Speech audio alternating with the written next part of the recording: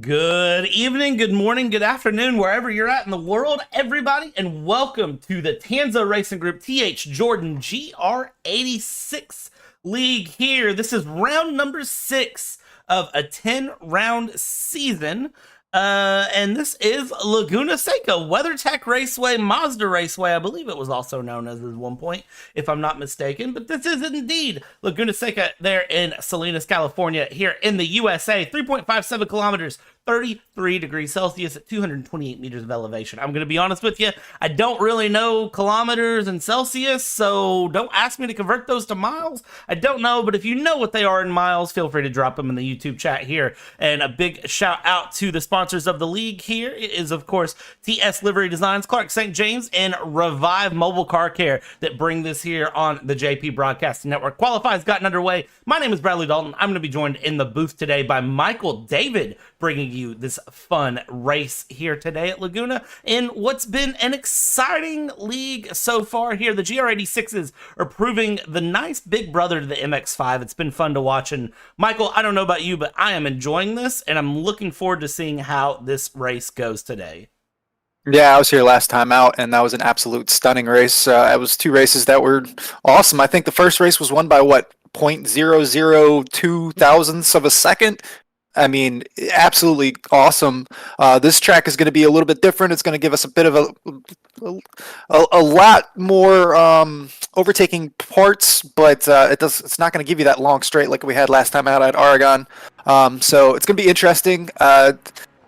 I personally love driving the GR86 around Laguna Seca because it's just one of those tracks where it's you against yourself. You make a mistake, the track's going to make you pay for it. So I think this is a perfect track car combination once again, and I'm super stoked to be here. Yeah, I think this is going to be really fun. Laguna Seca is a track that it's challenging, but it's exciting all at the same time. And you can see there 18 degrees Celsius with a 19 degrees Celsius track temp. So it's not too terrible of a weather condition. And if you're wondering what 18 degrees Celsius is in Fahrenheit, well, in just about half a second, I will tell you.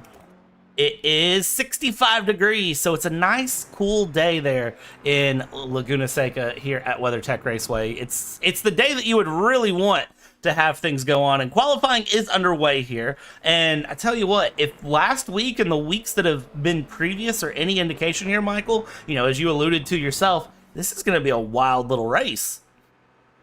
Yeah, this should be side-by-side action throughout the field as we've seen so far. Yeah, it's... I already said it, and I'm going to say it again as we watch these guys coming through for their qualifying.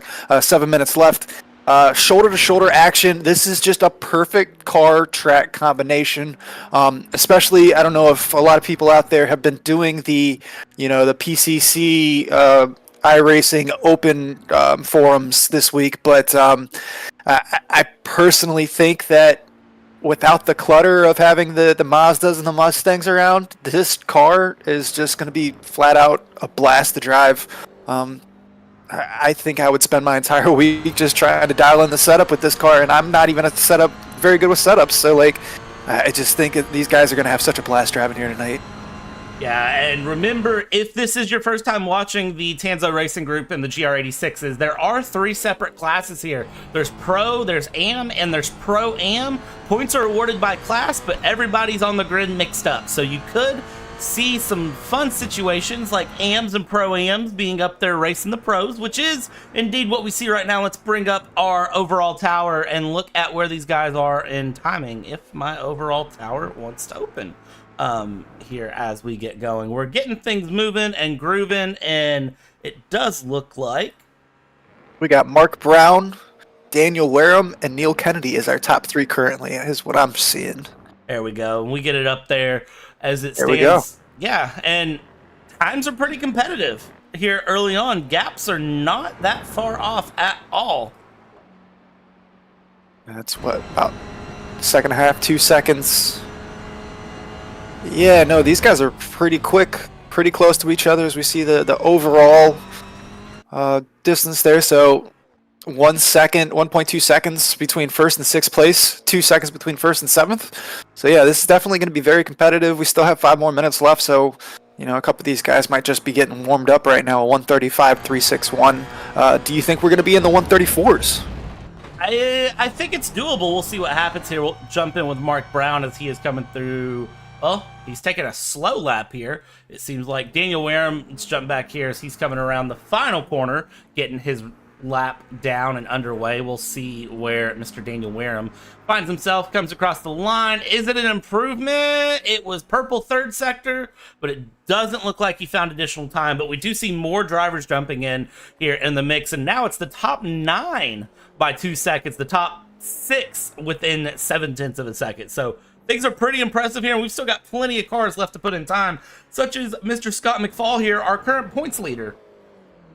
Yeah, I was just going to point that out. Scott's going purple, purple, green, purple when he's coming through that final sector right now. So it's going to be interesting to see where this lap's going to put Scott McFall. And it's going to drop or bring him up to first overall. That was a phenomenal lap, a 1:34.9. So I guess Scott heard my question and answered immediately. We see him coming down into the Mario Andretti hairpin there. That was a stunning lap by Scott McFall. It was a very, very good lap here as we jump on the roll bar. Let's let Scott take us around a lap here since he seems like he's going through. So you go through that Andretti hairpin turn 1. You've got these double right-handers, and here's the thing with Laguna Seca is it's very, very deceptive in terms of this back half of the track is the elevation. And of course, everyone knows the famous corkscrew here, Michael. I don't think I need to introduce it. The corkscrew is probably one of the most famous corners of any racetrack. I definitely think it's got to be one of the most famous corners, at least in the United States. Like, it's classic. Everybody knows the corkscrew. When you're talking about the corkscrew, as we watch him coming up the hill, he's going to get to the peak here. He's going to have to slam on those brakes, bring it all the way over to the left, clip the middle, and get back on the gas. Hope you still have grip on the rear end as you come over that little hump right there. Absolutely awesome section of the track, and I mean, I love driving it. I remember growing up playing Gran Turismo, just loving driving Laguna Seca. So this track always has fond memories for me. This is the track that I have put dozens upon dozens upon dozens of laps in because I know it's a track that you need to know. And what I mean by that is this is one of those tracks that, in my mind, I put on a list that if you are going to be a very competitive sim racing driver, you should be able to jump into Laguna Seca and put in a lap with no questions asked. That is a personal big drift there coming in from Mr. John Kinney. He's had a couple of moments. That's not his first one. We'll see what happened to him on his last lap when he tried to put a lap in here, and he had a bit of a moment going through. What happened to him here? I worry that this was going into turn 1, and it was. So John Kinney's had a couple of moments. Yeah, the double apex there at the Mario Andretti hairpin, it's very easy to get that corner wrong. As we see here, Michael Walters coming through the corkscrew. This is a great camera angle there. Really get to see the movement of the car, you know, the body roll. See this coming through here. I apologize. Are we watching Wareham right now? Is that who we're watching? Dana We're Wareham? watching Johnston. Oh, we're watching Johnston. Yep. Oh, John Johnston. There we go. So we see him coming into turn 11 here. All the way down. Try to go as wide as you can without clipping that off track. Carry the speed all the way down the front straight. It's up the hill to line there, so you want to really, obviously coming out of the last corner going down a straight, you obviously want to be as quick as possible, but you want to do everything you can. It's so important on this, back straight or front straight in particular, because you have to go up that hill. Yeah, and I think really that's going to be where we see some of the drivers get caught off guard, is that section, but we'll see. I don't think anything crazy is going to happen, but survive turn 1 and I think we'll be okay through. But then again, we watched an hour of some of the most competitive league racing I've watched in a long time last week, so I would not be surprised to see anything different. Michael Walters parking his car up on the side. John Johnston is still pacing around here. 20 seconds left to go. He's running up the hill. Does he have enough time to finish this lap? I don't think so. No, not 17 seconds left. He's just coming in. You got to go up the hill. He hasn't even hit the corkscrew yet. Yeah, he's not going to get a lap in. So this is just a pace lap. He knows he doesn't have the time. He's just using it as a little bit of a practice lap. So we are going to be set here as we come around. McFall is going to take our pole. So that's going to be Scott McFall out front. Where have we seen that before? Huh. I can't answer, but it does sound familiar, doesn't it? As we get things going here, we'll get your grid pulled up for you here as it stands, and it is going to be Scott McFall. And, well, if I can remember how to click buttons. I just got home from traveling, so forgive the little bit of a technical difficulty on the moment there. We'll get it underway and ironed out in the next 60 seconds. Scott McFall, Mark Brown, your front row here. I feel like we've seen that several times. Daniel Wareham there in P3 with Scott Brown in P4, Ryan Dudley P5, Neil Kennedy in P6, Dan Forrester, Stephen Parker 7th and 8th place respectively, Elaine McCain, Brett Thake, Tim Walters, Michael Walters, P11, P12. We never found out if the Walters are related. We need to... They are. They're brothers. Okay. I did confirm that. There we go.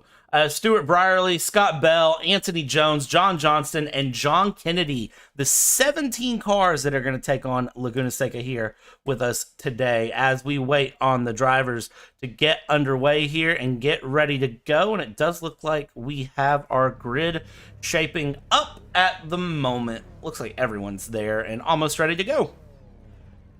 Yep, as we see these cars just kind of waiting. I don't see any holes, so... Jamie Curtis out in chat going McFall for the wind. FJR 2.21 miles and 91 degree Fahrenheit. I think that was track temperature maybe? That wasn't the ambient temperature. But you are correct. 66.2 degrees. That is the correct air temperature here as we see the lights coming on. Go ahead. And it's going to be 5 red lights. And we are going to be underway here at Laguna Seca as we get this session underway, and it does look like everybody gets away fairly well here. And the GR86s, they don't take off like some of our GT3 cars, but they do take off fairly well here. Side by side, it's the 377, the 343 of Scott McFall and Mark Brown going side by side into turn 1, and then further back, Daniel Wareham, Ryan Dudley will take it around here as we all come through turn 1. Everybody seems mostly together. That is going to be a car going a little bit wide there, and they get it back on track. Everybody's together as we see everyone get their way around, and it does look like everyone survives lap 1 here as we get ready to go. And turn 1, and as soon as I say that, it does look like we had someone lose it in the background.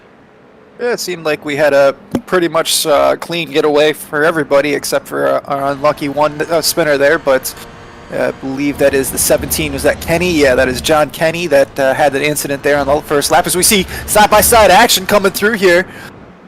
Going up the hill into the corkscrew, almost 3 wide as we see Wareham and Brown right there with Scott McFall. They are not going to back down. We saw that last week. Coming into the corkscrew here for the first time. Everybody has to kind of line up, line astern there. You can't really go too wide through the corkscrew very easily. Man, they're going to try to go too wide through the corkscrew several times here, but I don't think it's going to work. But you can see just how fast everyone is moving as we get things going underway here. Lap 1 through, and it's McFall, Brown, and Wareham in the front with Dudley in 4th place. What What does this remind you of? I feel like this is going to be a good reminder of several things that we've seen through the season and we continue to see. We did have a couple of people we lost here in lap 1. Let's go back and take a look at exactly what happened here as everybody has gotten underway and going. And it was indeed going to be your man John Kenny who had a moment here on the race start. He was going, he looked okay, and then the back end just kicked out there in turn 3 and sent him around. John Kenny then had another moment a little further on. It looks like this is him trying to get back underway, and it looks like the car just didn't want to go. Michael Walters had a moment just after that, and we can see this is going to be going in up the hill here, and he's going to be hard on the brakes, trying to come around, clips the sausage curb, and goes around. Good avoiding from everyone around, and that is his moment. Mark Brown's had a moment. This was just a moment ago. And what happened to Mark Brown here? Well, I have a feeling that Mark Brown in 3rd place. Sausage curb, hold on to it, and man, we're gonna see that a lot today. Yeah, that was a great save. Going out into the gravel there, it's not so easy. The back end of this car gets very light all of a sudden. Pretty easy to lose the rear end, as we see Daniel Wareham falling really close along from Mark Brown right there, as we see McFall starting to gain a little bit of a gap, 1.26 seconds. So a little bit of breathing room, but we see Scott McFall just taking the lead right now and just kind of holding on. I do want to jump back. Phil across the pond earlier. Sorry, I missed this one. Evening Bradley and Michael. Evening Phil. And FJR, good luck, have fun, and cleaner heads prevailed. We did have a very clean turn 1, mostly clean lap 1, so that was a great start there. Just checking in on the YouTube chat. Yeah, big shout out to everybody in YouTube chat keeping up with us here today. And as it stands, Mr. McFall has pulled out a 1.1 second gap and is continuing to try to gain here against Wareham. You've got Mark Brown just behind who just wants to hold on. And then Dudley, a 1.5 seconds back, that is actually trying to fight off Scott Brown. And we'll see here if he is able to. Of course, that is pros versus pro-ams. It's all about the position. It doesn't affect how the points are awarded out, but we'll see how this goes as they run through here and they run around that left-hander. Track map there on the right-hand side of your screen, so you can get a reference point of where they're at. And the weird little sort of upside-down Nike check mark there right after the dot where the number 17 is, that is the corkscrew that you'll hear us talk about over and over and over again here. As it goes. Unfortunate for John Kenny. I saw yet another off track there. He's about to be coming under pressure from these leaders. You see him just ahead of the leaders, coming down into the back half of this track into turn 10. We'll see if he just bolts out of the way. He kind of gets a little loose there, but yeah, he's trying to stay out of his way. Good job by John Kenny there to get out of the way of the leaders. As we see, Scott McFall did lose a little bit of time there.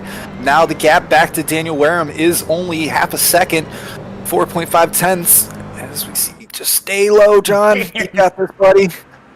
John doing the absolute best he can there, Michael. But I mean, when you're in that situation, I don't know what you do really when you've got the big pack kind of hounding up behind you coming on.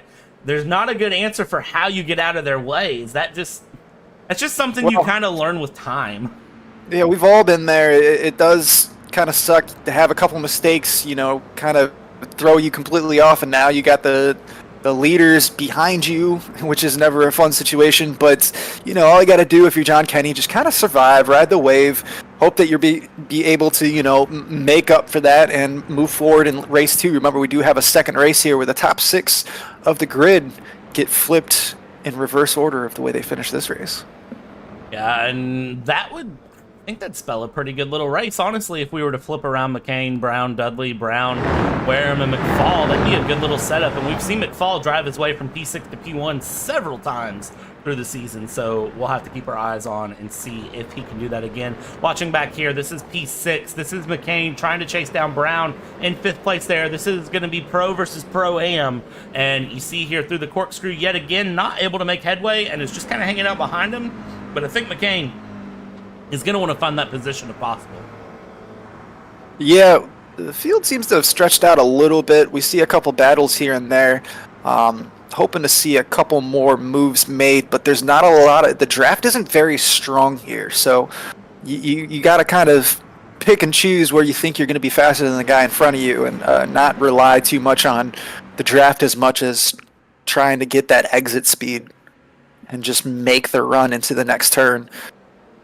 We see everybody coming down here in the middle of that Mario Andretti hairpin there. Kind of gets a little wobbly sometimes. You have to be mindful on the throttle and your brake inputs on that corner. Sorry, I got a bug flying around my face here. See, I need to look at something. Look at the helmet on Daniel Wareham. Yeah, I noticed that last week. Didn't get to mention anything, but the Spawn helmet, that's pretty awesome. I absolutely love that. That is a great little setup he's got going here as he is trying to chase down Micheal. And I tell you what, if you're seeing that in your rear mirror, that's a little intimidating. I'm not going to lie. You may not see it as much as you'd think, but it is something that, if you look at your rear mirror and you can recognize that, it might catch you off guard for a second. It is definitely intimidating. So, yeah, you're probably not going to see it too often, but those random minuscule times that it happens, yeah, maybe it could throw you off your game a little bit. It is very menacing. So, but hey, we'll see what happens here. Daniel Wareham is all over the back of Scott McFall, but we saw this battle constantly last week. So, this is just going to be more of the same. I'm excited to continue in here. 12 minutes into this 12 minutes left in this first race. And go a little bit further back here. Ryan Dudley under a ton of pressure here by Brown. Scott Brown trying to make the move. He's going to be on the outside line here, but this might be deal done and dusted as he's got a push now as we see Brown. Wonder if Brown had an off track there. He had to do a slowdown because he just let, 1, 2, 3, 4 cars by? Yeah, that's a weird one there, and that's actually Dudley that slowed down. I'm not sure what happened, but Brown able to make his way through and now just needs to kind of hold some other cars behind because he's now in the lead of the Pro-Ams. I'm not sure what happened there. That's a weird moment to see, and I'm going to imagine that is an off track for Dudley that he had to serve a slowdown for. I'm not sure what it would be, though.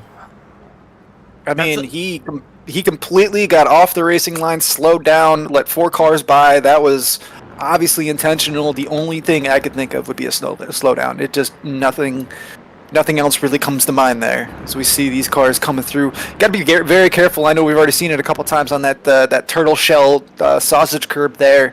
That's a very, very, very quick turn coming through turn 9 there.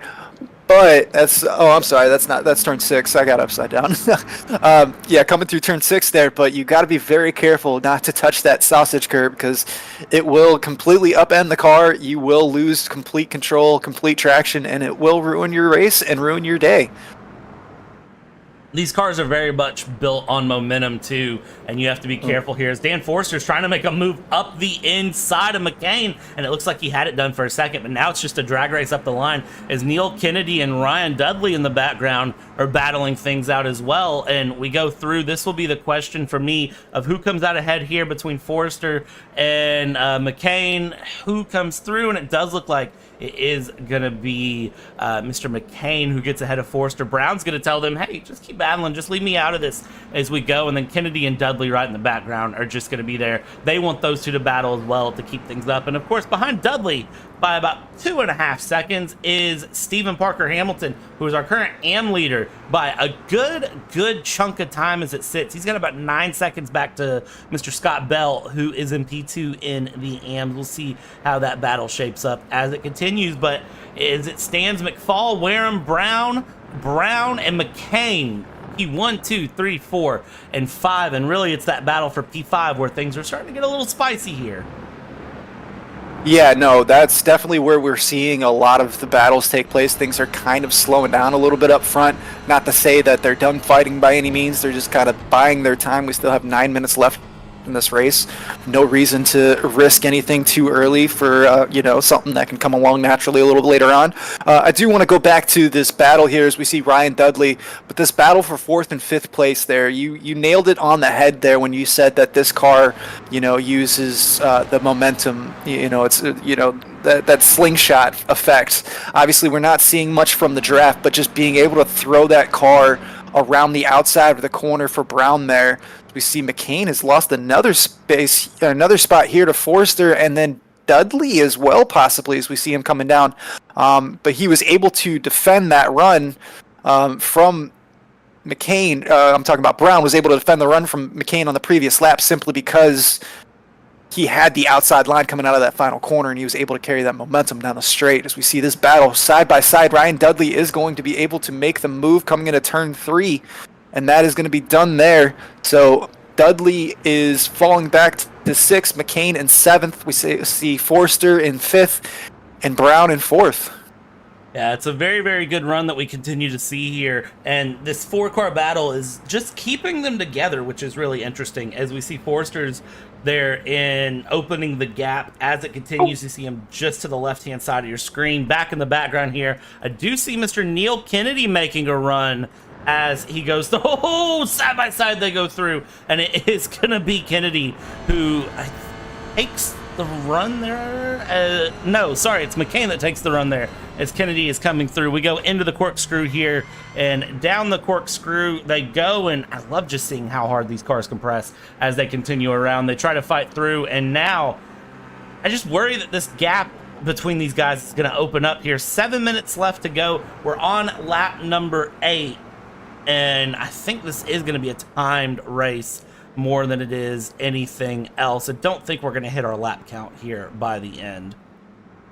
Yeah, I don't believe we are. Looking right now, our fastest lap so far is a 1:34.88 with Scott McFall. Nobody else is into the 134s quite yet, so I think you're right. We are going to be clocking this race instead of a lap count. I do want to point out my mistake there. Thank you, VJR. He said the helmet looks more like Venom to me. I believe you are correct. What did I say? Spawn? I think, yeah, it's definitely a Venom helmet, so thank you for correcting me on that. A little stupid on my end, but it's all good. So we see, yep, there we go. Venom? Yeah, there we go. Okay, I see it. Yep, my mistake, but VJR, appreciate you, bud. So we see this battle here. Daniel Wareham is just holding onto the back of Scott McFall. We see Mark Brown right there in the back, not too far off, about 2 seconds back from Daniel Wareham, but this battle still kind of just cooling out right now. Neither driver really making too much, really taking too much of an advantage. Yes, Scott McFall has that 9/10 of a second lead, but you know, they're both kind of just riding it out. As we jump back a little bit, Ryan Dudley, he's had some crazy, the last 4 or 5 laps have been up and down for him. We'll see here working with his teammate right in front of him. Yeah, I think Dudley and Forster will kind of just hang out for a second. I don't think anything too crazy is going to happen, but we are 5.5 minutes left to go here in this race. And I will say that Wareham is starting to close that gap to Scott McFall. I think Scott McFall may have just a little less left in the tank than he wants. And if that's the case, well, that battle is going to heat up.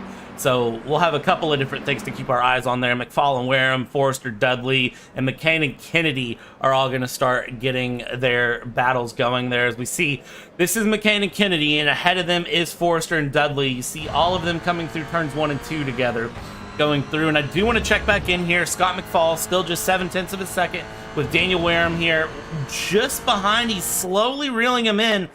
And I guess my big question is, with 5 minutes to go, does he have enough time to catch him here? Or, I mean, if he's making moves like that, it's going to be a lot harder.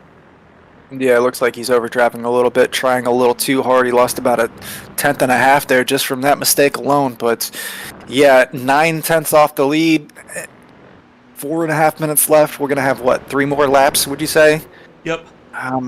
But the last lap before this lap, do want to point out Daniel Wareham had a 1:35 flat. So not quite into the 134s, but only 0.04 of a second off of the 134s there. So we jump back, Neil Kennedy all over the back here of Alan McCain there. He's doing pretty well to try to catch him here. And again, this is another one of, you know, we say this a lot, and I say this over and over and over again. And I feel like this has just become a tagline for me through my commentating career. It's one thing to catch, it's another to pass, but here we go. Neil Kennedy gonna try to sit it up the inside of McCain, and he's gonna squeeze him to the outside, and now they're gonna drag down the front stretch here. It does look like Neil Kennedy might have it. He's gonna hold this inside line as long as he can, but the issue is when you take that tighter inside line, you kind of compromise your exit through, and you really got to be on the power and be ready to go. Here we go into turn 1. Hard on the brakes they go, and they come through, and that 313 of Mr. McCain is going to have to look. He's going gonna slide it around through the back, and McCain trying to defend it actually loses it, and oh no, he goes upside down on the exit at turn 1.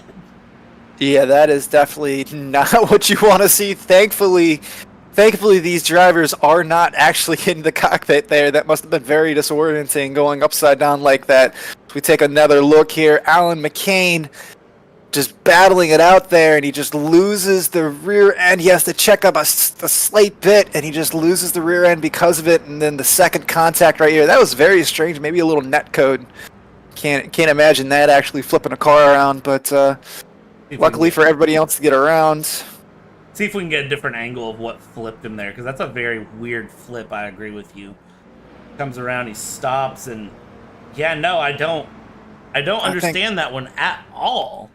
I think we saw some net code there, unfortunately. But Scott McFall just breathing a sigh of relief. He's got a 1.2 second lead now on Daniel Wareham. Daniel Wareham is 4 seconds ahead of Mark Brown. We haven't talked about Mark Brown too much recently. It's just been the Scott McFall show so far tonight, taking pole, and he's got a 1.2 second lead on lap 12. We are 2 minutes left, 2 minutes and 10 seconds left in this race. So I imagine we're probably going to have this lap plus one more, would you say? Yeah, it should be this lap plus one more, and it looks like pretty much all of our gaps are opened up, and, you know, it seems like everyone's just kind of hit a space of survival here, honestly. Yeah, I want to jump out to the chat there. I didn't mean to cut you off. FJR, first of all, he has the same helmet there for the skippies. So FJR definitely knows that's a Venom helmet. Also, he said there was a rear impact on the red curb. Did we see an impact on the red curb? We can jump back and look one more time. Let's see here if I can find a better camera of this. Actually, yeah, the rear end hits the sausage curve. Yeah, that sends him around, but we're talking about what flips him here. Yeah, I don't know, because he was nowhere near the. It was. I do see the red curb. That's definitely what lost traction. That is for sure.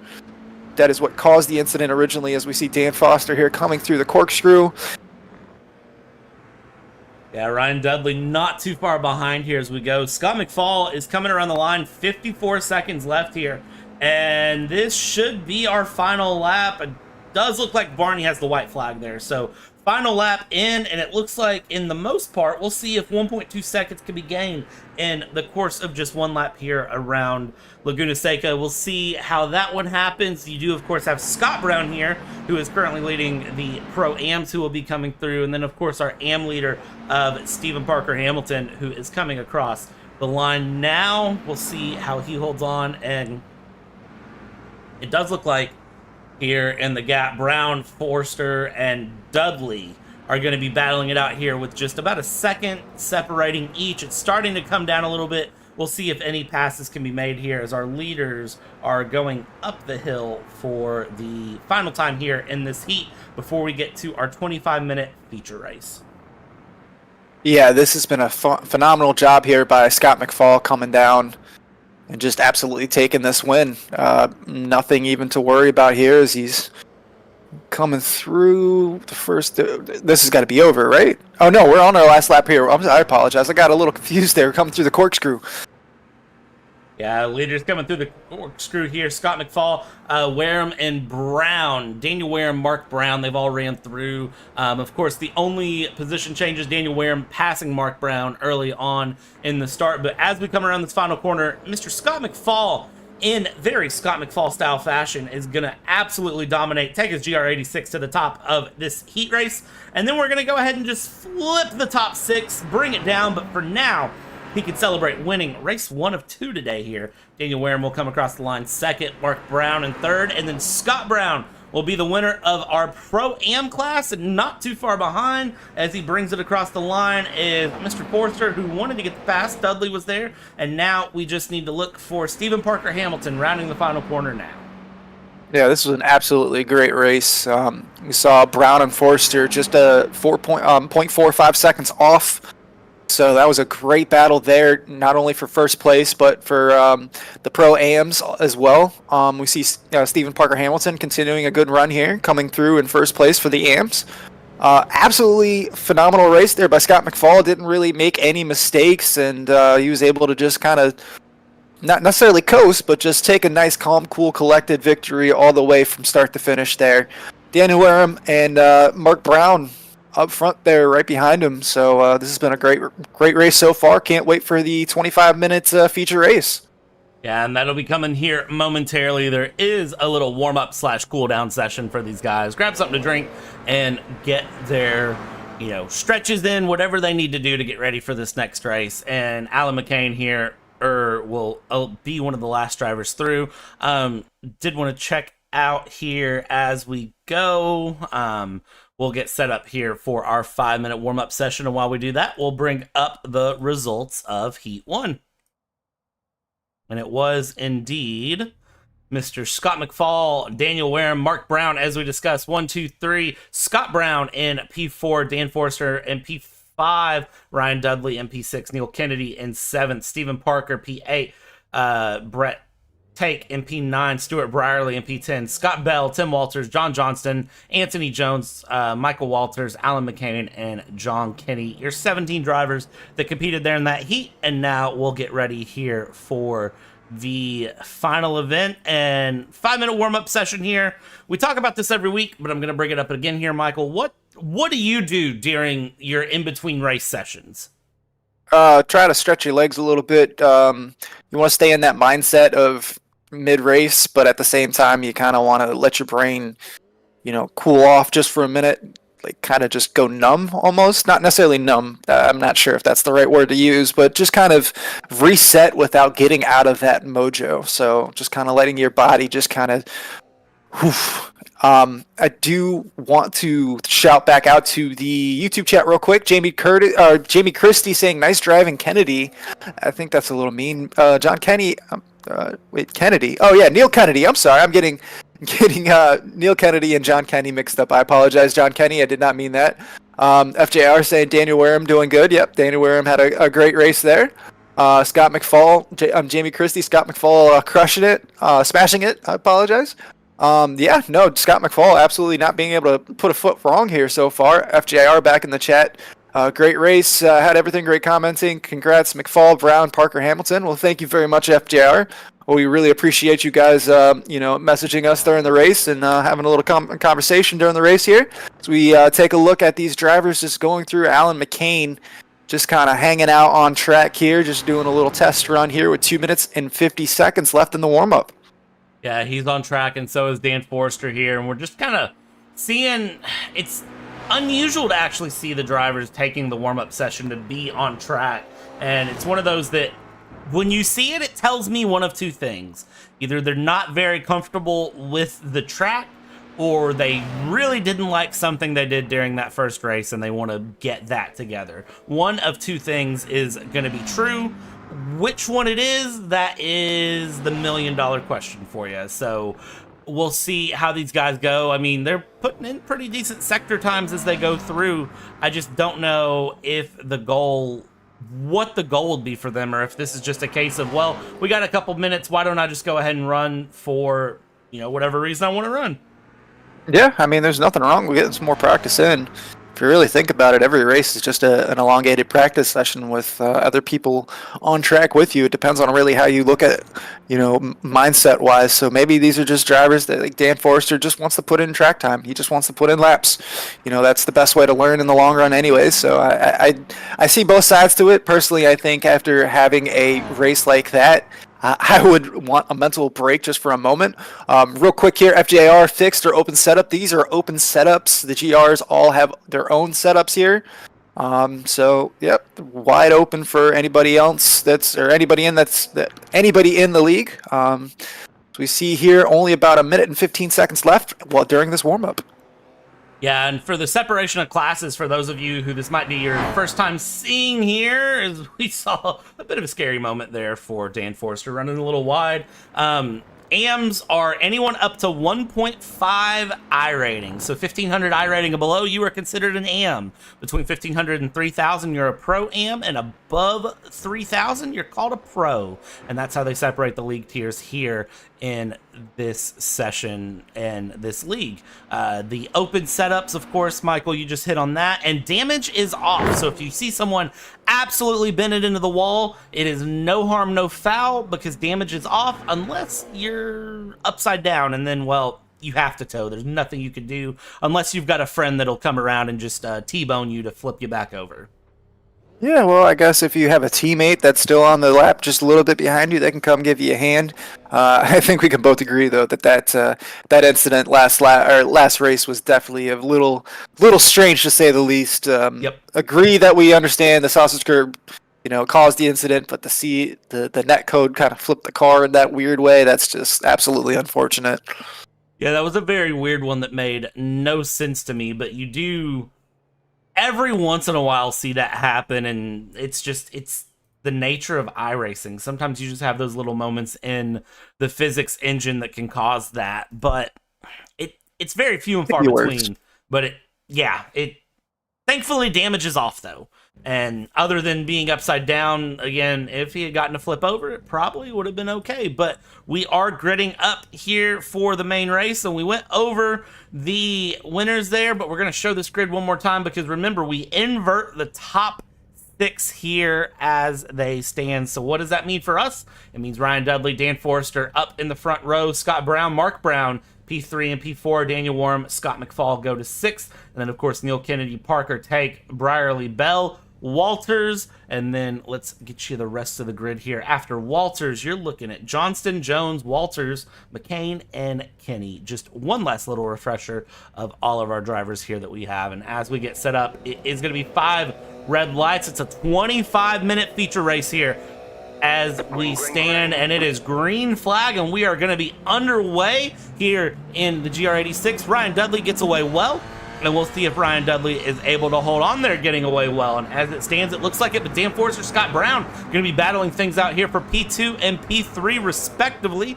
Who is going to come out ahead in that battle where they're side by side down into turn 1? Up the inside goes that number 258 of Scott Brown, and Scott Brown is going to hold off Dan Forrester, and now Dan Forrester is under pressure from Mark Brown. What can Mark Brown do to get through? Well, he's deep on the brakes, and he's going to just run it through. Single file, see a little bit of side-by-side action in the background. That's a little bit further back, and that was Tim Walters getting pushed back through. But up front, it is indeed Ryan Dudley and Scott Brown that are going to be holding on with each other. Yeah, actually, a very clean start there for everybody. It looks like, unfortunately, John Kenny is out, so unfortunate for John Kenny. Not really the best of nights for him so far, as we see Scott Brown hanging on to second place here. Ryan Dudley just ahead of him. Field has definitely single-filed lined itself out. We see Daniel Wareham and Scott McFall and Mark Brown having to fight their way back up through the field, as we see Scott Brown trying to make a move here. Dan Forrester trying to make a move here on Scott Brown. It's going to be tight there. Can't really get the job done through the corkscrew. Now he's got to hold on to these last couple corners and see what kind of exit he gets out of turn 11.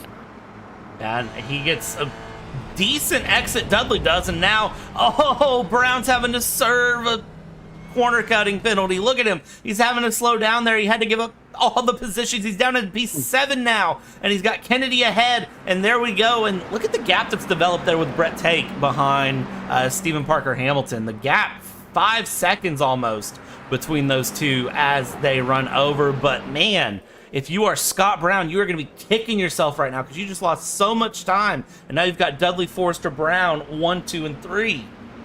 Yeah, I'm not always sure we saw what caused that slowdown, but yeah, that is definitely extremely unfortunate for him.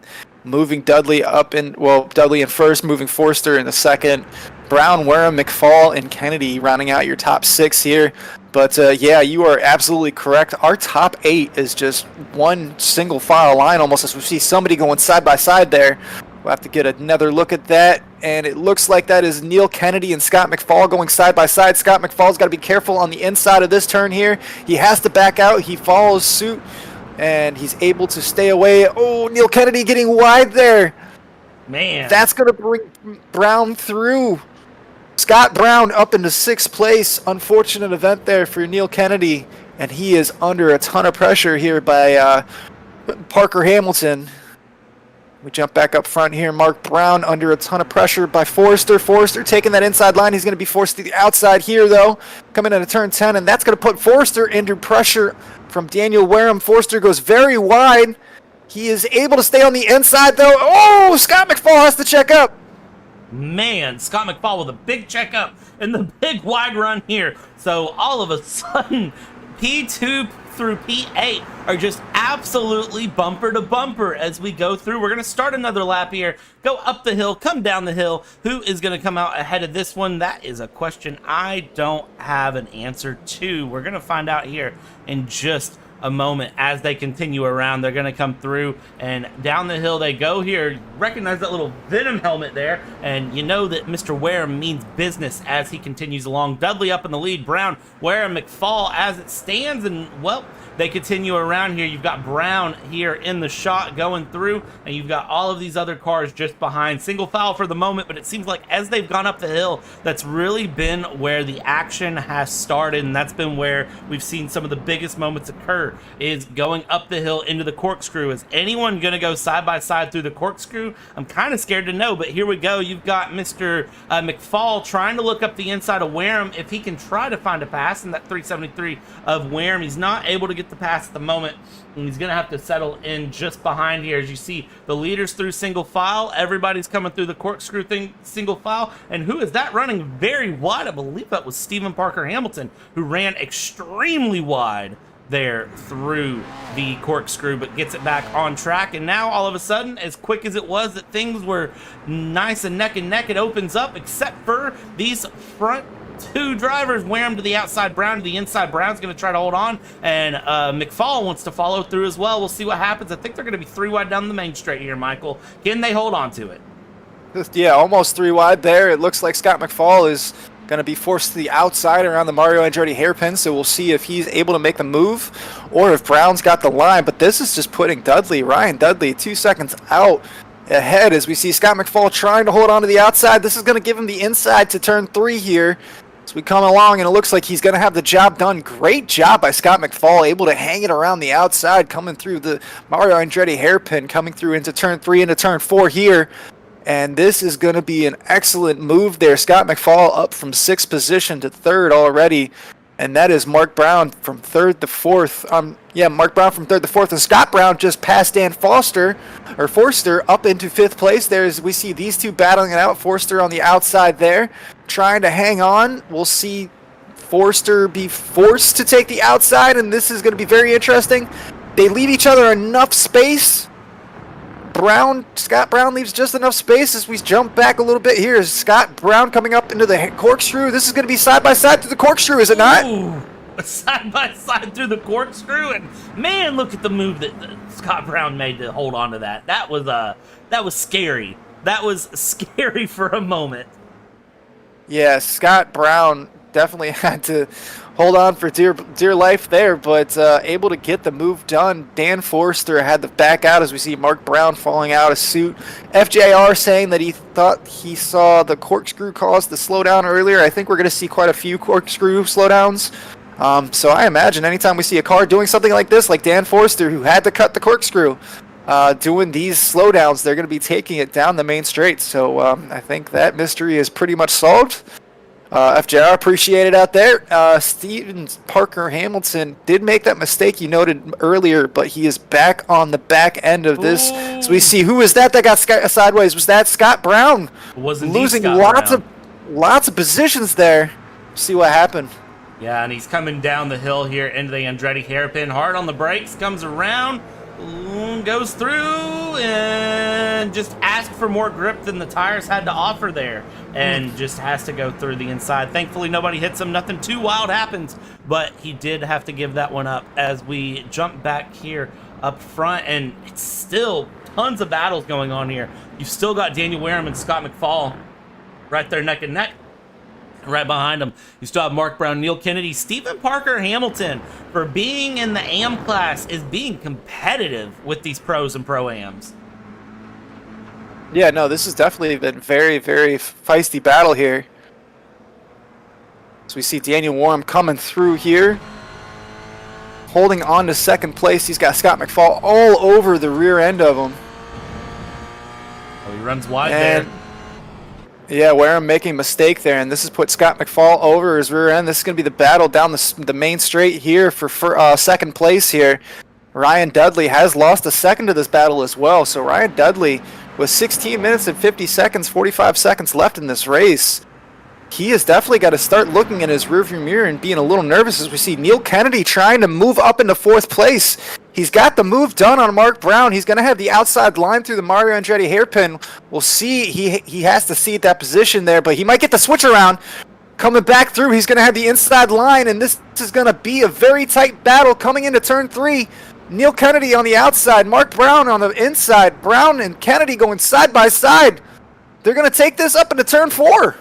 Man, they're going to keep this one going still side by side, trying to keep it clean here as they run around. And who comes out ahead? Well, I don't have a good answer, but now you've also got Parker that wants to get in the mix as well here as we run through. And now it is going to be Kennedy kind of gives that one up, lets that go. Let's check back in at the front, though, because McFall, Wareham getting a big ramp off the sausage curb. And McFall trying to find a run here, trying to find a way through. And Wareham's going to just shut the door to the outside, shut the door to the inside. They come through this corkscrew here, and it is going to be Wareham and McFall there. Neil Kennedy falling down the order. He's at a spin, and up ahead of him, Scott Brown and Stephen Parker Hamilton there into the corkscrew trying to find a move. What happened to Neil Kennedy? Well, let's get a quick replay and see if we can find out as we go. Neil Kennedy coming through. You saw something in the background too there that happened. That was Brett Tate that happened, had a problem. Neil Kennedy on the inside, too much out of the tires, and big hit on the wall. And again, thankfully damage is off. But what happened to Brett Tate? That is the other one I want to see here. Brett Tate trying to come through just behind him. And it looks like this is going to be a solo crash of just a little bit too much out of the tires again.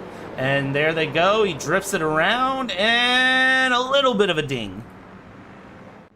Yeah, no, this has definitely been great battles, FJR, up and down the field, but Brown and Kennedy for sure. Kennedy spun at the kink. I believe you are correct here as we see Daniel Wareham. Daniel Wareham is probably under the most psychological stress he can possibly be in right now. Scott McFall just all over his bumper, just playing mind games with him, making Daniel Wareham make mistake after mistake here. Amazing that Daniel Wareham's been able to hold on to this position as we see Scott McFall does have an inside line here. He might be able to make something happen. Not quite sure because he is going to be having the inside line into the next corner here with that big old sausage curbs. He has to back out. Daniel Wareham taking second place back for himself, able to hold on as we ride along here. Let's see what it looks like inside the car. Oh, we jumped out of that camera. This is what it looks like inside the car. And that's what it's like to go side by side through the corkscrew. It's a very, very precarious little situation there. Yeah, no, you got to be very careful there. It's hard to see anything coming through the corkscrew because the track literally falls off and turns at the same time, and then all of a sudden it falls off and turns the opposite direction. So it's definitely a challenge as we see Scott McFall and Daniel Wareham both getting a little bit wide there, but they're able to hold on, and this somehow is keeping them within striking distance of Ryan Dudley, only 7.5 tenths off from them. But Scott McFall is all over the back of Daniel Wareham, but unable to get a move done as we see another mistake made by Daniel Wareham. This is going to put Scott McFall up the inside here. Daniel is going to have the inside coming into turn 3.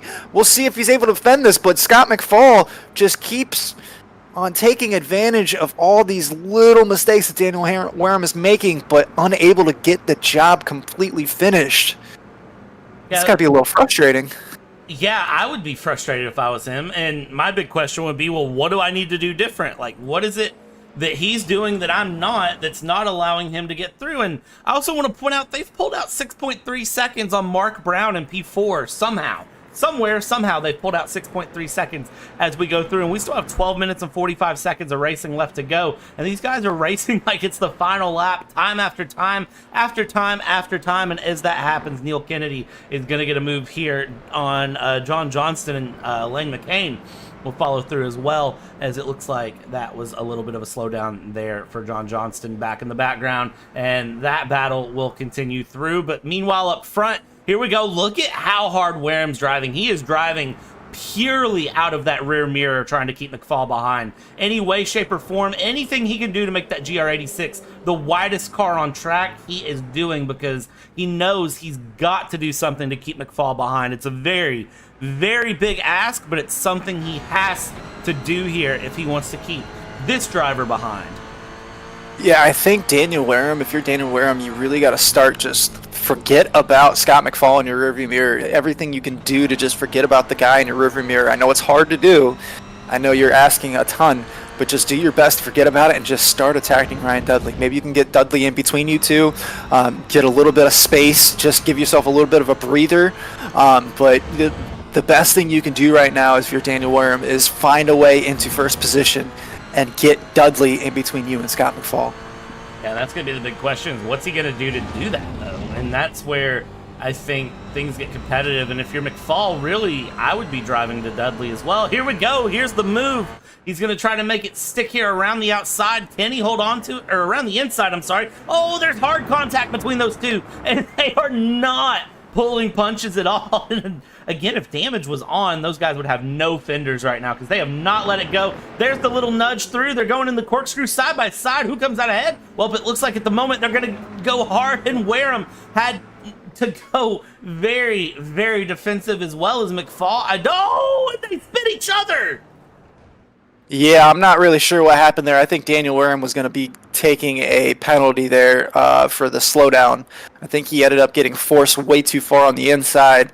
Not exactly sure how that came across, but they don't seem too happy with each other at the moment, so we'll have to keep an eye on this battle because it is definitely spicing up. That has got to be music to Ryan Dudley's ears, though, because he was only 4/10 of the road. As we see another incident, I think these two drivers are kind of fed up with each other, and this is definitely this is definitely getting a little bit out of hand. So unfortunate for these two drivers, but let's go ahead and focus on some other driving because we've had some phenomenal races up and down the field. Yeah, we'll jump back here to the AM class, because the AMs, while we've been watching that battle up front, there's been some big battles back in the back between John Johnston, Michael Walters, and Mr. Brett Take as well that's gone through. We'll watch replays of that moment here in a couple of minutes. I do want to watch this battle between John Johnston, as it has not stopped, and those two have been racing very, very hard back here in the AM class. Dudley now with a 6-second lead up at the front of the field that's starting to close down with Mark Brown. We'll see what happens with them here as that continues. We'll go back and watch the McFall and Wareham. I don't even want to call that a crash. That was just a temper tantrum, it felt like, between the drivers. So, and I mean, yeah, I'll save my talk for that after the race. A little bit. I'll save my talk for that after the checkered flag. I think tempers got a little heated. People got a little, heated under the collar. I think that's something that's going to be addressed off track at some point in the near future. Hopefully both drivers are able to learn from it and put it behind them, but definitely not really something you want to see coming from two of our top drivers in the field. FJR just coming in, total red mist. Yeah, no, that's true, total red mist, but I mean, in my opinion, you don't really want to see that in anywhere, especially here in league racing. So, but that's just my opinion. If we take a look here, John Johnston is trying to hold on to the back end of Take there, or Take, and he is coming under a little bit of pressure from Walters right behind. That is Michael Walters right behind him there, as we see Brett Take trying to catch on to the back here of Anthony Jones. Go ahead and watch this battle for a few moments here as we see him coming down into turn one, the Andretti hairpin. Everything looks smooth for both drivers here. Yeah, Brett Take here battling out, and Brett Take is, of course, a Pro-Am. In the mix of these AMs, he's had a couple of moments here this race where he's spun, but he's gotten it back together. He's trying to just recover as much as he can up front. Scott McFall and Tim Walters battling it out here, and you see Scott McFall getting ahead of Walters, and now is going to slot back in, so that'll settle that battle out. And then Neil Kennedy here with Elaine McCain trying to battle through. But Brett Take there, the Pro-Am, unfortunate race that he's had today, but he is trying to battle his way through the AMs, doing a pretty good job here as Take is going to take Take is going to overtake Jones there up the inside and will get his way up into P12 overall. Yeah, unfortunate night here for Brett Take. He's definitely got the pace to be up front, but like you said, he's had a few incidents, a couple spins. One I know all of his own, so that's unfortunate for him. But you know, we can see the pace that he's got. He's coming back up through the field, so I mean, trying to do his best to kind of recover what he can here. But you know, for Brett Take, you gotta kind of feel for him. He's clearly got the pace to be a little bit further up the field than he is sitting in P12, but doing what he can. So keep this race going, and he's already put on a nice little 1.3 second, 1.4 second gap. So he might have a chance here to chase down Bell. So maybe he's got another spot here left up his sleeve. Yeah, we'll see if he does have that through. Look at the background of Stuart Brierley. We haven't focused on him really today. And Stuart Brierley there with Walters getting a pass up the inside into turn one with John Johnston going through. And then you've got Daniel Wareham up front with Tim Walters who gets the pass through. So one Walters back at the back, one Walters in the mid-pack as we continue on here. And they continue to try to battle and go through. And we'll see how that went in. 6 minutes left to go here in this feature session. As it stands, the AMs are all fairly close together and battling it out pretty well. There's some bigger gaps through the field. We've seen fireworks. We've seen the story of the day. And meanwhile, Dudley up front by only 4.5 seconds now. That gap between Ryan Dudley and Mark Brown starting to come down. And, well, while we've got a couple of minutes here, let's take a jump back here and take a look at this $1 million replay. This is the moment between McFall and Daniel Wareham that kind of really is going to be the star of the race. And yeah, Daniel Wareham just turns it in. I can't say anything else about that besides Daniel Wareham runs it off the track here, and I guess he wasn't happy with how McFall was racing him, and right there just hooks him in the bumper. Yeah, it's clear as day as you look at it.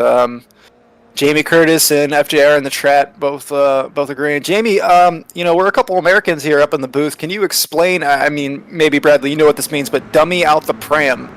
I've never heard that phrase before. Could you kind of spell that one out for me? Because I'm actually really curious what that means. It sounds funny. It sounds funny, but I don't know. Unless it's not. I mean, it's got to be you know, family friendly here, obviously. So yeah, I haven't heard that one. I haven't heard that one before. I will tell you one that I've heard, and this is in reference to our friend Danica Patrick.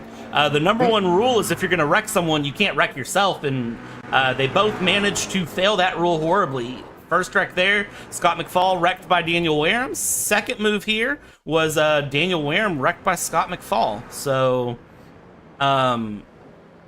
yeah, I don't have a lot to say about that other than just I'm sure there will be a conversation because it does look like both times Scott McFall is just trying to race, and I think Daniel Wareham just wasn't appreciative of where he was at on track here. But Daniel Wareham now down in 7th place when he was running for a podium, and we'll see how his day goes. He is into the pit lane. It looks like he might be parking it here, actually. We'll see as he's into the pits and going down the lane, and we'll see what he's doing because there shouldn't be tire wear. There shouldn't be any fuel concerns, I wouldn't think. 3.5 minutes left to go. I'm not sure if maybe they've got him serving a drive-through. We'll check in later in the race and see where he's at here as we go and check up front with Mr. Mark Brown, who is 3 seconds off the back of Dudley. Yeah, we see Mark Brown here has gained quite a bit of time here. So, yeah, it was 6 seconds last time we checked. Let's bring in Mark Brown and Daniel Forster back into play here. So, Mark Brown right there in second place, cutting into that lead. We got 3 minutes left. So, we'll see what happens here. But I think we're getting a couple answers here in the YouTube chat. So, FJR saying that it's baby pacifier. Phil across the phone saying spitting the baby's pacifier out the pram. So it means having a tantrum like a baby. All right. I love that. That's going in my vocabulary. That's our English phrase of the week. Maybe we should do this weekly. You guys just throw an English phrase at us Americans, and we'll try to learn it if we can. I'm very much okay with that. Of trying to learn that. Jamie Scottish. I'm sorry, Jamie Christie. All right. I know there's a lot of intricacies there in the We are just Americans after all, let's be honest. just trying to learn a turn of phrase here. Absolutely here. Brown, Forrester running through. 2 minutes left to go in this race here, Michael. And it's been interesting, I will say. And we have Elaine McCain here who is trying to make a run with Walters. This is a battle of just wits at this point. It's a AM versus a pro that are running through. This is a battle for P7. McCain gets the move done. Walters is going to cede that position into P8. And then you've got Kennedy right in the background. Neil Kennedy has gotten tons of screen time today as he's going to try to shoot the move up the inside and make that one work. Not able to make it work, but he will set himself in there into 9th place, and you can't discount the guy for trying. No, absolutely not. Neil Kennedy has had a very up and down race. Was up into the top 5 at one point, I do believe. Now battling the back end of the top 10 here, but he's got a chance here. 9th place, he's got 2 cars right ahead of him, so I think it's going to be a little tough to overtake both cars here.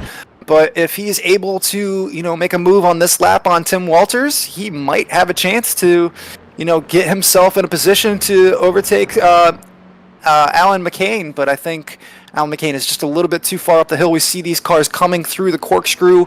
They will come through one more time after this. I believe we are about to be on the penultimate lap. Or we are on the penultimate lap, I should say. So we see Ryan Dudley coming through. We'll see if we have a white flag in Barney's hands.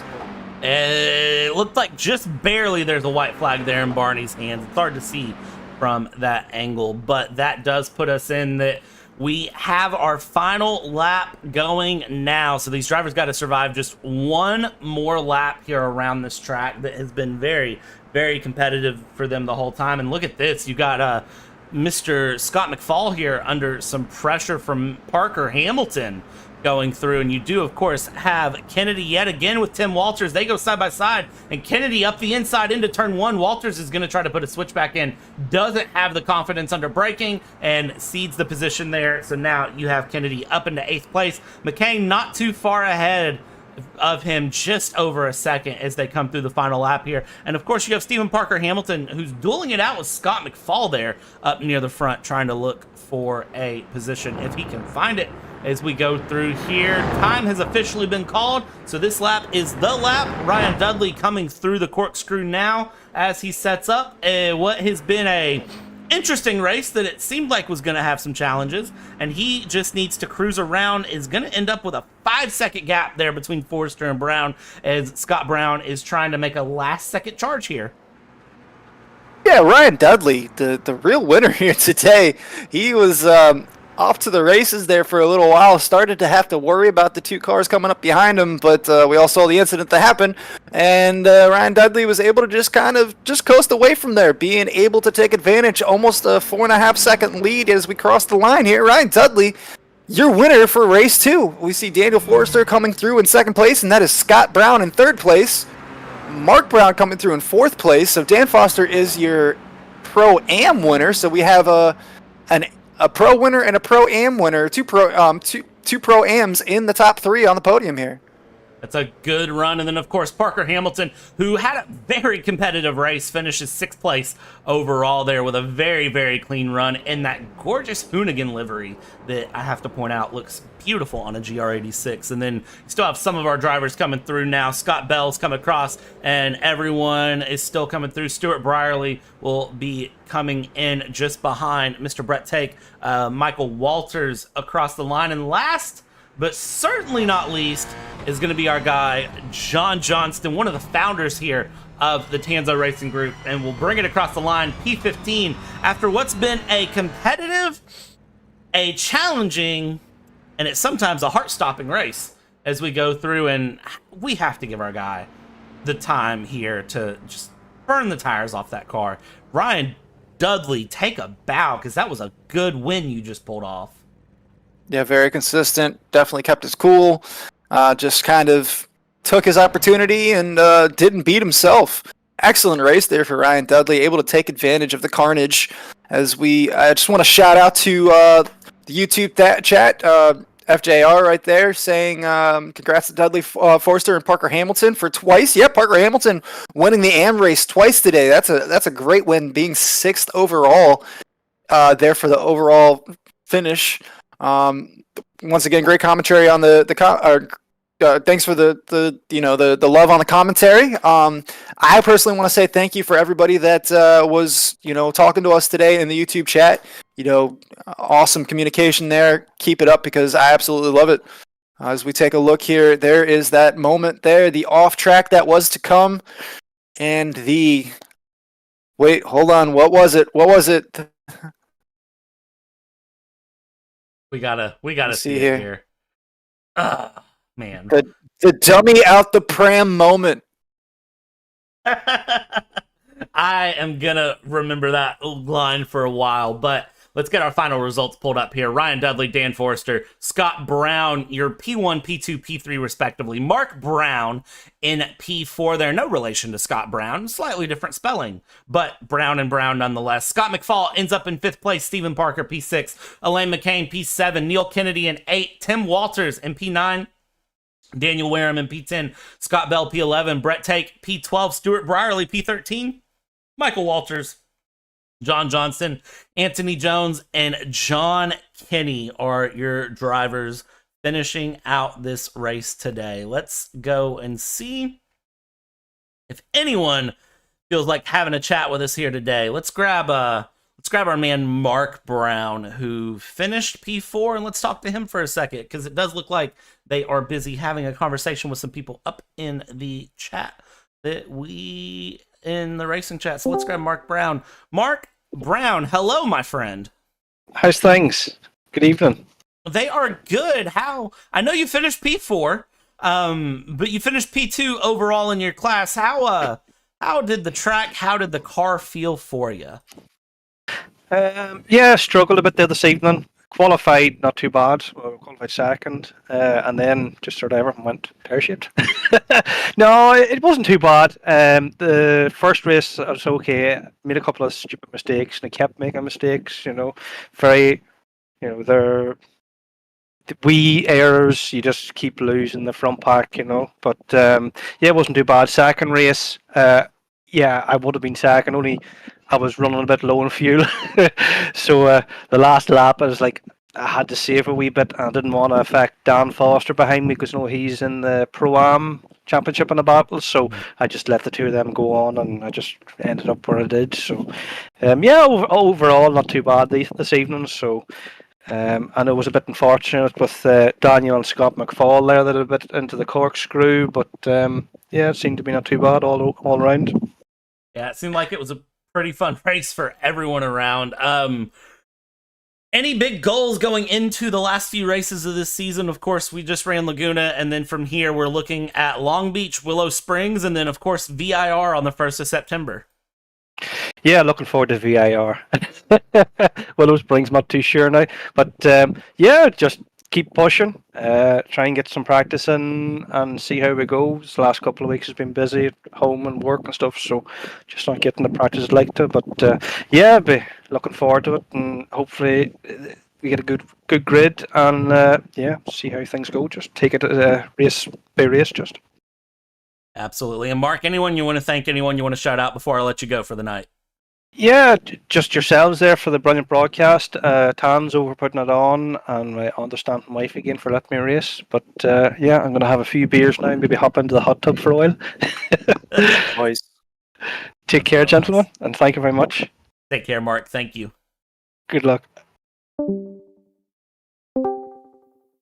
Beers Sounds like a wonderful in a evening hot there. tub. Yeah, that's pretty nice. Let's pull in one of our winners here, Stephen Parker Hamilton, who was running up competing with the pros and the pro-ams. I have one question for you, Mr. Parker Hamilton.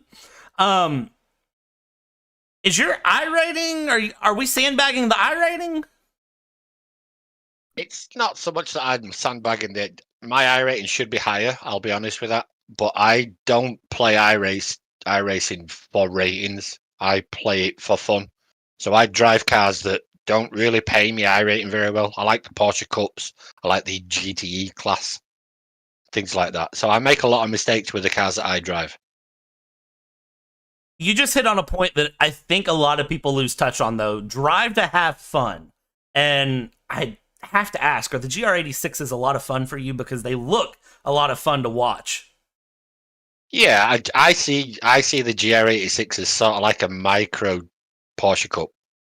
It's easy to lock the wheels up. It's easy to put too much power on coming out the corners and lose the back end and that kind of thing. So yeah, they are a very fun car to drive. It's a shame that not more people drive them. It's a bit of a niche car. I'll say I think that if there was an open setup for the 86, I think a lot of people drive that league. Yeah, I'll agree with that. The production car, the official race, there's quite a lot of people that race in there, but like a lot of them are a hell of a lot faster than me. I only really ever drive it for the league, so.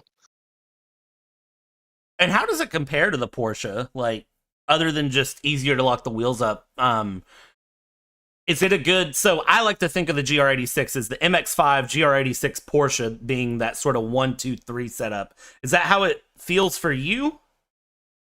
Yeah, I can agree with that. The GR86, it's a lot more forgiving than the Porsche. The Porsche, if you touch a sausage curb with the Porsche, you're in the wall on the opposite side of the track. This one kind of gives you a little bit more belief that you can hold it, but still tough. Still a tough car to drive, especially fast. And I'm not quite as quick as like the top boys in this league, but I'm trying. I mean, you're pretty dang quick if you're finishing up in the top 6, so can't complain too much, that's for sure. What's your goals for the rest of the season? We got 3 more races coming up: Long Beach, Willow Springs, and of course VIR, which is a track that I think everyone loves. Yeah, my goal has always been since I started out, I want to win AM. It's as simple as that. I want to win AM because then I'm going to get put with the big boys next season, no matter what my I rating is. So that's the plan. That's definitely a fair way to go about it right there. Just absolutely just win your class and force your way up into the next round. Yeah. I like it. I respect that. Steven, anyone you want to thank? Anyone you want to shout out before we let you go for the evening?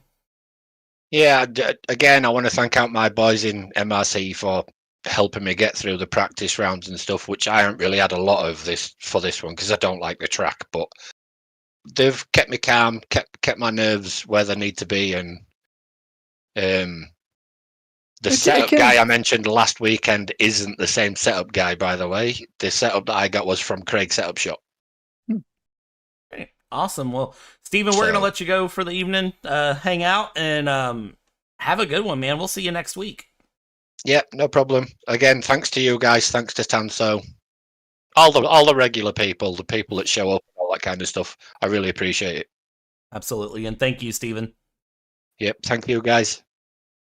All right, Michael. Well, it's been a heck of a Sunday, as it always is. Any final thoughts before we send this one off?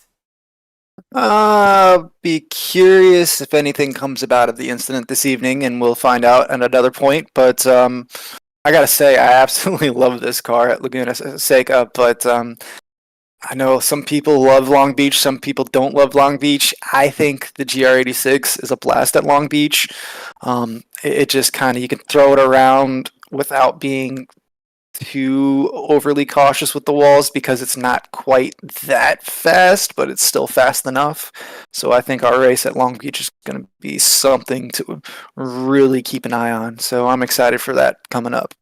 Absolutely. And if you are interested in checking that out, be sure to like, subscribe, ring the bell, do all the fun things here for the JP Broadcasting Network that you can do for absolutely free that will support us here. And of course, here for the Tanso Racing Group, big shout out to TH Jordan, Clark St. James, Revive Mobile Car Care, and TS Livery Designs. They are the ones that make this league possible, so that way all of us here at JP Broadcasting can bring you the league. And of course, there are plenty of other things going on the JP Broadcasting Network tonight. There is, of course, Mr. James Parfit himself is running out and is doing a broadcast right now on the side with us.